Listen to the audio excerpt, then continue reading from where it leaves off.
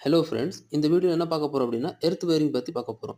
So earth வேர் எதுக்காக குடுக்குறோம் அப்படின்னா, நம்ம லீக்கேஜ் கரண்ட் இல்ல எக்ஸ்ட்ரா நம்ம ஹை வோல்டேஜ் வருது, இல்லன்னா ஷார்ட் சர்க்யூட் ஆகுது. அந்த மாரி கரண்ட் என்ன ஆகும் அப்படின்னா, அது நேரா வந்து இந்த ஒயர் மூலமா வந்து கிரவுண்ட் ஃப்ளோர்ல வந்து அட்டாச் பண்ணிடுவோம். ஸோ இதனால அந்த லீக்கேஜ் கரண்ட் இருக்கு பார்த்தீங்களா, அது அதில போயிடும். சம்டைம்ஸ் என்ன ஆகும், நம்ம வந்து வாஷிங் மிஷின்ல இல்லன்னா ஏதாவது ஸ்விட்ச் பாக்ஸ்ல வந்து கை வச்சாலே ஷாக் அடிக்கும். ஸோ அந்த மாரி லூஸ் கரண்ட் வந்து நம்மளுக்கு புரொடெக்ட் பண்ணும். அது வந்து அதனால வந்து பாதிப்பு வரக்கூடாது. அதுக்காக தான் இந்த வயரிங் பண்ணி கீழ குடுத்துருவோம். ஸோ மேல இருக்கிற ஒரு சிங்கிள் ஃபேஸ், 3 ஃபேஸ் வந்து ஜெனரல் பர்ப்பஸ்க்காக குடுத்துருக்கோம். ஸோ அதுக்கப்புறம் வந்து எர்த் வேரிங் மெட்டீரியல்ஸ் பார்த்தீங்களா, அது வந்து காப்பர் ஒயர் இல்லன்னா ஜிஐ ஒயர் யூஸ் பண்ணலாம்.